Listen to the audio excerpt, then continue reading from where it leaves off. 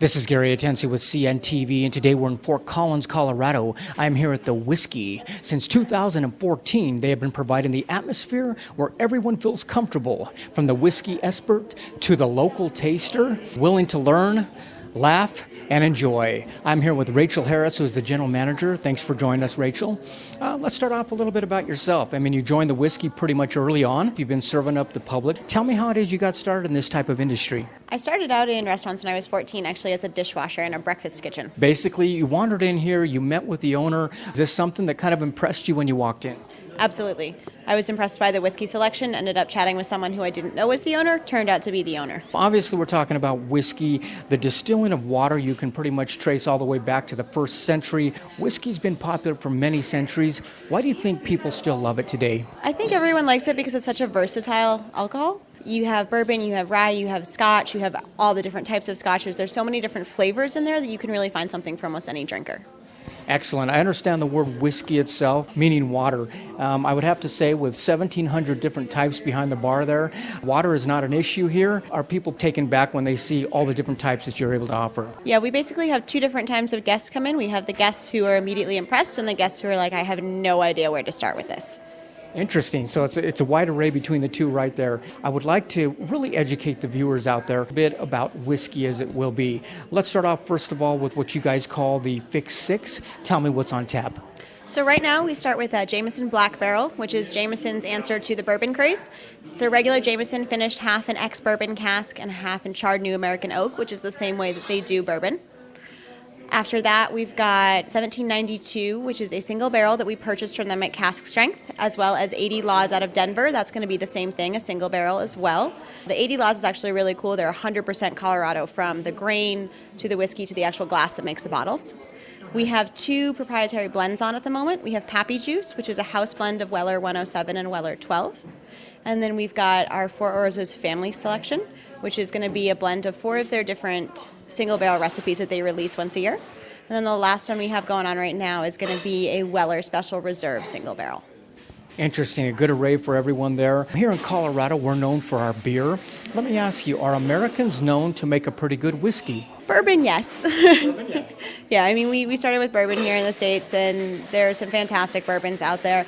A lot of distilleries these days are playing around with different types as well. So we have your American whiskeys, which are pretty much anything that doesn't fit into the bourbon, rye categories.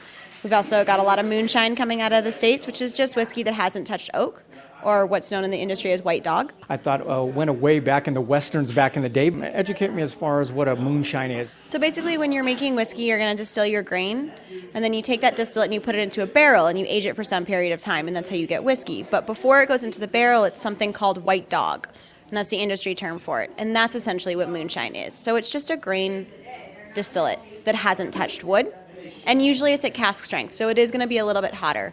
Their bathtub moonshines is what you think of, but they've done some really cool things with them out of a lot of different grains that make them very smooth and very drinkable. Wonderful. Talking about single grain, single malt, black barrel, golden label. It sounds like the Irish have it going on when it comes to whiskey as well.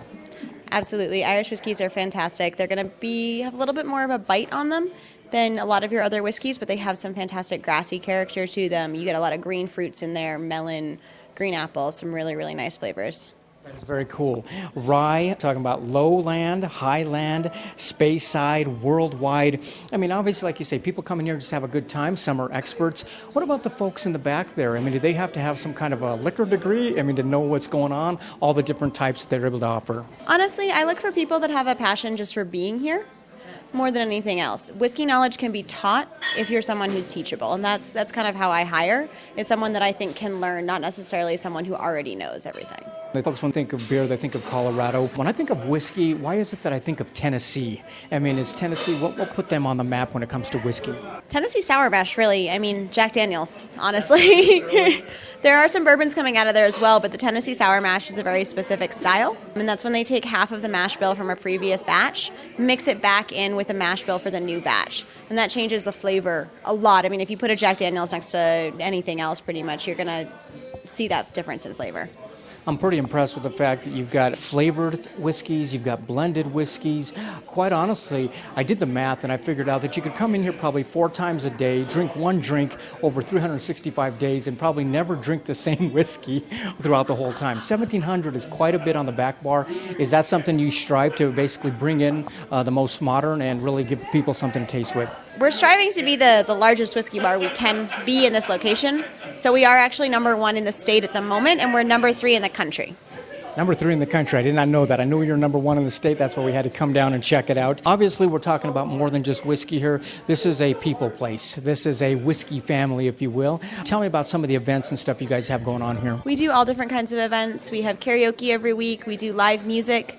We do burlesque shows, we do drag shows, we do whiskey tasting events. We just recently partnered with a group called Women Who Whiskey, and we're going to be their Colorado headquarters, so we're going to start doing a bunch of women-focused social networking groups and stuff as well. That is very nice, and obviously the best way for folks to keep apprised of that probably is sign up for your newsletter or possibly check it out on Facebook. You guys keep them going. What's going on there? Yeah, absolutely. We do a mailing list that you can sign up for on the website, and then Facebook is also a great way to follow us and see what's going on. I definitely don't want to talk about whiskey all night. Let's move you a little bit into the food here because you got some great food. Let's start off with appetizers. What would you recommend somebody start out? What's pretty popular?